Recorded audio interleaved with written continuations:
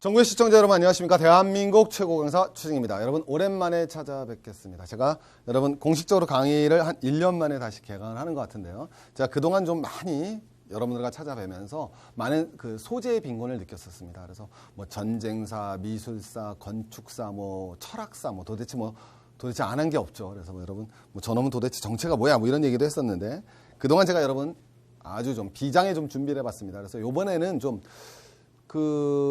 인문학적 강의이지만 조금 지금 요번 강의가 아마 사실은 더 대중적일 수도 있지만 조금 깊이를 가진 강의를 하자.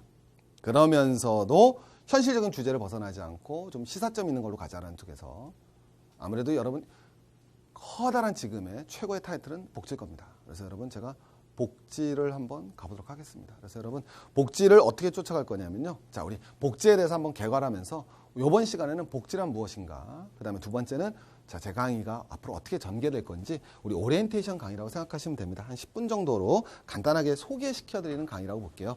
복지라는 건 여러분 제가 제목을 잡아봤습니다만 자본주의의 무엇이다? 동의어라고 볼 수 있겠죠. 자본주의와 함께 돼서 복지는요. 자본주의는 필연적으로 뭘 가져옵니까? 우리 복지하면요. 오해하시는 게 요새 생긴 거로 아는데 그러지 않거든요. 자본주의 출발과 더불어서 복지국가가 이루어집니다. 물론 그게 복지국가를 어떻게 정의하냐에 따라 다르지만 왜? 자본주의는요. 빈부격차를 낳을 수밖에 없고요. 빈부격차는 사회 갈등을 발생시킬 수밖에 없습니다. 이 사회 갈등을 방치하면요. 그 사회는 갈 수가 없어요. 자본주의 체제도 똑같습니다. 이 사회 갈등을 해결하는 기제체로서 복지는 영원한 거죠. 어떤 자본주의 국가도 복지 없이는 갈 수가 없습니다. 그래서 여러분 복지가 출발하는 것도요. 아주 오래된 것이 아니라 가볼까요 여러분? 우리 복지 출발하면 엘리자베스 1세 구빈법이라고 사회교과서에 나옵니다. 복지학 시간에 맨 처음 배웁니다. 그러면 여러분들이 이제 왜냐하면 제가 학생들 강의할 때 야, 이 사람이 몇 세기 사람이야? 엘리자베스 1세 몇 세기 사람이시죠? 그럼 학생들이 모르거나 다 19세기, 18세기를 얘기합니다.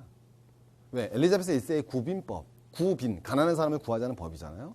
엘리자베스 1세가요, 여러분 1500년대 사람입니다.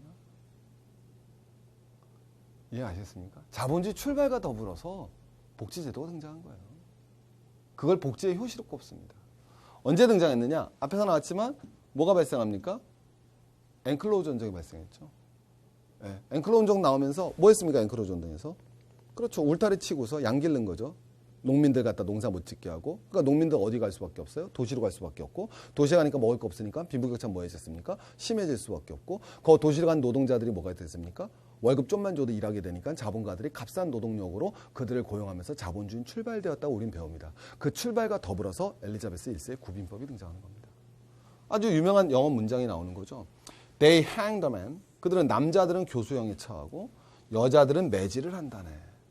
이게 맨과 워먼을 받는 관계대명사죠. 그럼 이 맨과 워먼은 뭐 했느냐? 거위를 훔쳤어요. 어디로부터? 공유지로부터. 그러니까 그러니까 공동의 땅에서 거위 훔친 여자는 두들겨 패고 남자는 죽여버려 사형시킨다는 거죠. 그들이. 그러나 여기 명령문이니까 앞에 그들이 그대로 와야죠. 그들은 허용한다는 겁니다. 진정한 엄청난 도둑놈의 새끼들은. 또 관계대명사이죠. 그 진정한 도둑놈 왕창 가린 새끼들은 뭐하다? 바로 거꾸로 거위로부터 공유지를 훔친 놈들은 용서한다는 거죠. 공유지에서 거위 훔친 새끼들은 다 죽는데 거위로부터 공유지를 훔친 진짜 도둑놈은 처벌 안 받는다. 빈부격차 심해진다는 거죠. 아주 재밌는 문장인데 그래서 여러분 딱 나오면 그래서 엘리자베스 1세 구빈법이 나오면서요. 딱 나오지 않습니까? 뭐 하자? 공공부조고 국가가 잘못했고 국가에서 가난한 사람들 도와주자는 거죠. 그리고 나서 여러분 나폴레옹 봉쇄령 떨어지죠. 영국에서. 그리고 두 번째 2차 앵클로우전 터집니다. 그러자마자 여러분 딱 나온 게 뭐냐? 제목이 재밌죠? 여기 나오지 않습니까? 뭐라고 나왔습니까, 여러분? 구빈법이죠? 신구빈법이 딱 나옵니다. 그래서 빈부격차가 발생하면 구빈법이 등장하는 거예요. 자, 우리 이제 한번 가보겠습니다. 야, 그렇구나. 빈부격차가 발생하면 복지가 등장하는구나. 우리나라 대표적인 복지 정책 뭐 있습니까? 의료보험이라고 말씀하셨죠? 의료보험 세계에서 제일 먼저 도입한 사람이 누굴 것 같습니까? 자, 여러분 극우 철혈재상이라고 그러죠. 비스마르크입니다. 비스마르크가 여러분 뭐 하냐? 1883년 의료보험 도입합니다. 비스마르크가 한 거예요. 비스마르크가 독일 대통이라는 과정에서 네. 자, 뭐 그 과정은 나중에 말씀드리겠습니다. 그것도 아주 대단히 재밌습니다. 비스마르크를 어떻게 평가하냐 가지고 논쟁도 대단히 심하죠. 우리나라에서도 의료보험 박정희 대통령이 도입하셨지만 어쨌든 비스마르크 좀 어울리지 않죠. 의료보험제도랑. 저 의료보험제도를 가장 격렬하게 저항했던 사람이 누굴 것 같습니까? 누굴 것 같습니까? 상상도 못합니다. 엥겔스입니다. 마르크스의 절친 엥겔스가 반대표를 던집니다. 그 당시 독일 공산당에서 반대합니다. 의료보험제도. 누구와 함께? 독일의 가장 수구적인 정당과 함께. 비스마르크보다 우파가 있었을 거 아닙니까? 그들은 의료보험제도 찬성했겠어요? 반대했겠어요? 그 자본가들이 반대했겠죠? 그들과 더불어서 엥겔스가 반대합니다. 야, 무슨 복지야? 노동자 혁명해야지. 이쪽에서 무슨 복지야? 노동자들 더 쥐어짜야지. 정이 딱 됐죠. 비스마르크가 도입하는 겁니다. 이 철혈제상, 피해제상이라고 그러죠. 비스마르크가 뭐 했습니까? 노동조합 다 파괴시킵니다. 가서. 맞잖아요. 왜? 비스마르크가 걱정했던 게 뭡니까? 독일 노동자 혁명을 대단히 두려워합니다. 이대로 가다가 더 이상 못 버티겠는 게 우리 독일이 통일돼가면서 특히 남부. 비스마르크는 정치적으로 굉장히 힘들었었어요. 왜냐하면 비스마르크가 기반했던 건 기독교 세력인데 독일 남부에서는 카톨릭 세력이 강했습니다. 카톨릭 세력, 그게 극우적인 거죠. 카톨릭 세력과 또 반대로 노조로 대표되는 공산주의 세력이 그 당시에 독일에서 제일 강했습니다. 막생제스도 있었고. 공산주의, 아까도 우리 되게 뒤에도 아마 있지만 뒤에 우리 서예대 같은 데 공부하면 또 하는데 가장 극우적, 어떻게 보면 가장 보수적인 세력으로부터 대단한 배척을 받고 대단히 진보적인 세력으로부터 대단한 배척을 받으면서 노조 파괴했던 친구가 비스마르크입니다. 근데 그 친구가 의료보험을 도입합니다. 산재보험도 도입하죠. 다 도입했어요, 이때. 100년 전에. 자, 이때 비스마르크가 하가 됩니다. 너 왜 했어, 이거를? 왜 했다고 그랬을 것 같아요, 비스마르크가? 왜 했냐고 합니다. 만일 3인당이 없었다면. 또 3인당에 대해서 아무도 두려워하지 않았다면. 딱 나오죠. 저런 거 안 했다는 거죠. 우린 쟤네가 무서워서 했다라는 거예요. 그게 복지의 본질입니다. 우리 세계 최초의 복지국가 어딜 꼽습니까? 바로 어디가 나옵니까? 바이마르 공화국을 꼽죠. 우리 비스마르크 때는 여러분 비렐름 1세입니다. 그리고 비렐름 2세가 제1차 세계대전을 일으킵니다. 제1차 세계대전에서 독일에서 패전을 하죠. 그리고 독일에서도 혁명이 일어납니다. 드디어 독일이 공화국이 됩니다. 1919년 독일이 공화국이 되자마자 드디어 바이마르 공화국이 들어서고 바이마르 헌법이 들어집니다. 이 바이마르 헌법 기초 초안에 큰 공헌을 했던 사람이 유명한 사회학자인 마르크스를 뛰어넘고자 했었던 막스 베버가 되는 친구입니다. 이 바이마르 공화국이 드디어 세계 최초로 복지국가를 선포하죠. 왜 선포했습니까? 딱 얘기하죠. 뭐예요? 1917년 러시아 혁명이 터졌잖아요. 어디? 10월에 러시아 혁명이 터집니다. 러시아 혁명이 터지고 나서요. 유럽은 자본가들은 공황에 치받습니다. 왜? 소련에서 8시간 노동시키거든요. 그 전에 14시간 노동했는데. 공장 옆에 타가소를 지웁니다. 노동자가 일하다가요. 타가소에 애를 봅니다. 상상도 못하는 거죠. 여자들도 일을 합니다. 공장에 나가서. 원하면. 상상도 못했던 일이에요. 애도 키우다 일하다가. 모든 공장 옆에 타가소, 세탁소 다 들었습니다. 맞잖아요. 노동자 정당을 내세웠으니까. 유럽에서 확 이것 봐라. 근데 여러분 러시아에 독일이 가깝습니까? 영국이 가깝습니까? 프랑스가 가깝습니까? 독일이 제일 가깝죠. 독일이 제일 먼저 위험을 느끼는 겁니다. 네. 그래서 제가 말씀드렸지만 사회학에서 칼 막스의 라이벌 막스 베버입니다. 물론 연세 차이가 나죠. 얘는 1818에 태어났고 얘는 1864에 태어났으니까. 하지만 막스 베버가 바로 이걸. 그래서 여러분 이때 뭐가 되느냐? 사회권으로 드디어 규정하죠. 우리 이제 고등학교 때 배웠던 거 혹시 기억나십니까? 기본권엔 두 가지가 있지 않습니까? 국가로부터의 자유, 국가에 나 간섭하지 말라 그러는 시민혁명 때 발생했던 자유권적 기본권과 그 다음에 현대로 들어오면서 복지를 요구하는 사회권적 기본권이 나온다고 그러죠. 바로 사회권적 기본권을 최초로 국가에서 보장합니다. 아까 나왔던 건 비스마르크 때 뭐예요? 우리 복지하면 사실 두 가지가 있는 거예요. 의료보험, 산재보험 같은 게 있는 거고요. 하나 뭐가 있겠습니까? 의무교육 같은 게 있는 거죠. 그게 사회권이라고 그러죠. 예. 의무교육, 또 뭐 있습니까? 노동3권, 쾌적한 환경의 살 권리. 그런 사회권적 기본권이 헌법에 보장이 됩니다. 노동3권이라고 그러죠. 예. 단체 교섭, 단체 결사, 단체 행동권이 부여받습니다. 누구나 의무교육을 받을 권리가 생겨납니다. 이게 바이마르 공화국입니다. 복지가 들어서죠. 그래서 고전적인 우리가 말하는 자 뭐가 돼요? 고전적인 드디어 복지국가의 기초를 닫게 됐습니다. 그래서 근대헌법 사상 처음으로 사회권적 기본권이 여러분 등장을 됩니다. 정리되셨죠? 그래서 여러분 이런 복지가 이제 쭉 발달이 되면서 막 이제 스웨덴 같은데 우리 많이 하지만 이 복지가 이제 어느 정도 되냐면 스웨덴이나 이런 뭐 나오면 여기 보면 저는 이 뒤에 우리 스웨덴 가보겠지만 이 크로네라는 단어가 크로나구나. 이게 얼마냐면 150원 곱하면 되는 거거든요. 근데 그거보다 중요한 게 아니라 애를 하나 낳을 때마다 육아휴직이 480일이에요. 애 하나 낳으면 육아휴직이 480일이에요. 오케이? 근데 저 480일이 재밌는 게 365일 그게 다 무슨 소리냐면 365일 중에서 다 일해요. 토일은 일 안 해요. 공휴일 일 안 하죠. 그럼 그거 빼면 며칠 돼 일하는 거? 240일 되죠. 그것만 따지는 거예요. 네. 그러니까 이게 실제로 2년도 넘습니다. 480일이지만 내가 일하는 거에 오케이? 이거 우리 조교도 계속 보면 안 되는데. 자, 어쨌든 우리 스웨덴이 아니에요. 그래 걱정은 없어요. 자, 어쨌든 뭐가 되느냐? 정리되셨죠? 오케이? 그럼 뭐가 되느냐? 애 하나만 그런 게 아니라 5명 날 때까지 다 주거든요. 이해되겠습니까? 그래서 취업을 하고 애 5 나면 정년퇴직하시면 됩니다.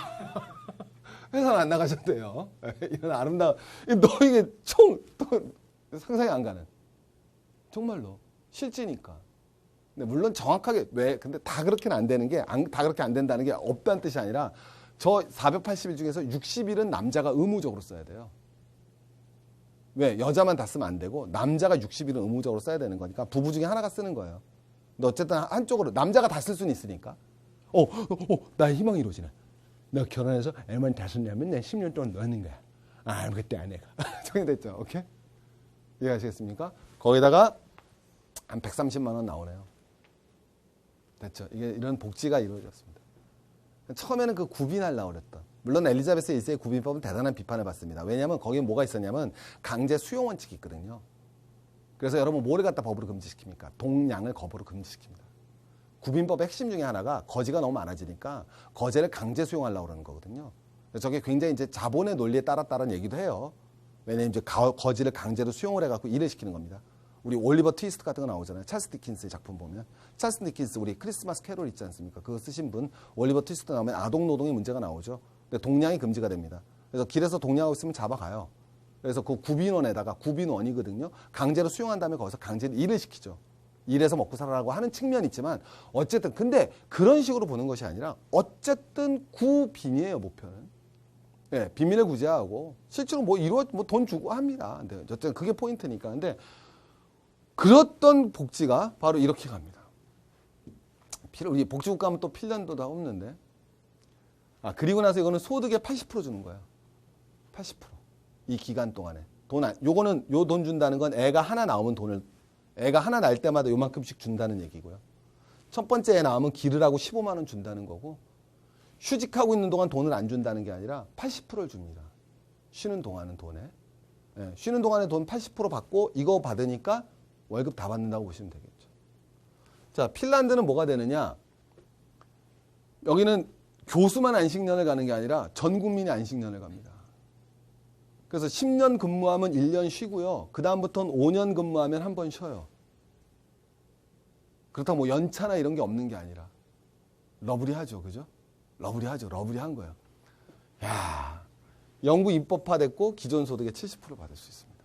이제 10개까지 이제 우리가 복지가 발달을 했다는 거죠. 자, 근데 우리는요, 이제 뭐냐면 그렇게 나눕니다. 이게 복지가 나왔는데 복지는 기본적으로 2가지 종류로 나눕니다. 하나는 우리 교과서에 보면은 근대적 복지가 있고 현대적 복지로 나눕니다. 근대적 복지는 여러분 가난한 사람을 구하는 구빈법이고요. 현대적 복지는 바이마르 헌법이라고 얘기합니다. 차이점 뭐가 되겠습니까? 여기는 뭐가 보장되는 거죠? 사회권적 기본권이 보장되는 복지국가라고 얘기합니다. 자, 더 큰 차이는 뭐가 되겠습니까? 이때 복지는요, 자선의 개념입니다. 이제 복지는 사회권적 기본권이죠. 뭐가 되겠습니까? 권리의 개념입니다. 여러분, 이재용 씨는 복지의 대상입니까? 아닙니까? 네? 당연하죠. 의료보험 하세요? 안 내세요? 의료보험료 내십니다. 맞죠? 복지의 이재용 씨도 이건희 아저씨도 의료보험 대상이에요. 그죠? 물론 병실 높은 병실 쓰니까 덜 하겠지만 어쨌든 저 기초공제 다 받습니다. 여러분, 이창시에는 복지의 대상이었나요? 복지의 대상은 누구밖에 없습니까? 예전의 복지는 빈자에게 베푸는 자선이에요. 근대적 복지의 핵심은 빈자가 불쌍해서 도와주는, 베푸는 훌륭한 행위입니다. 현대의 복지는 그 개념이 아니에요. 우리가 마땅히 인간답게 살기 위해서 누려야 될 권리로서의 복지입니다. 제 이번 강의의 목표는 그겁니다. 우리의 복지라는 것은 가난한 사람에게 베푸는 자선이 아니라 모든 대한민국 국민이 가져야 될 기본적 권리입니다. 그래서 저는 너무 화가 나는 방송이 있습니다. 가끔 보면 나오죠. 우리 11살 미숙이는 불치의 병에 걸려서 걸을 때마다 점점 뼈가 녹아가고 있어요.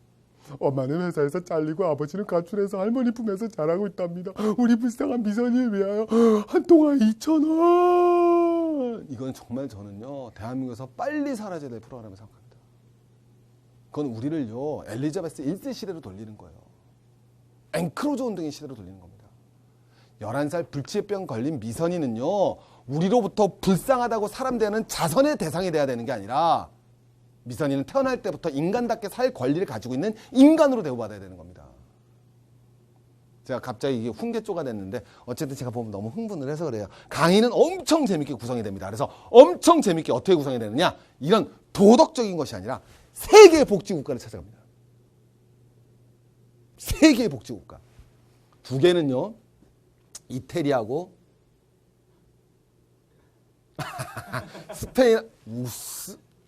스페인하고 이태리를 찾아갑니다. 그래서 실패한 복지국가. 그 다음에는 미국과 일본을 찾아갑니다.